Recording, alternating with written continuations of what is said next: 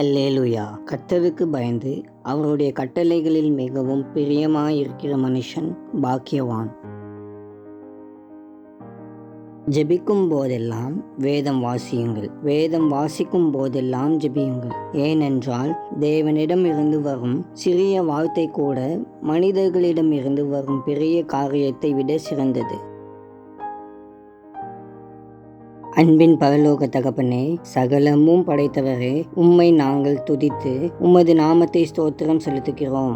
உமக்கு பயந்து உமது கட்டளைகளில் மகிழ்ச்சியடைய எங்களுக்கு உதவி செய்யும். ஆண்டவரே, ஜெபத்திற்கும் உமது வார்த்தையை படிப்பதற்கும் முன்னுரிமை அளிக்க எங்களை வழிநடத்தும்.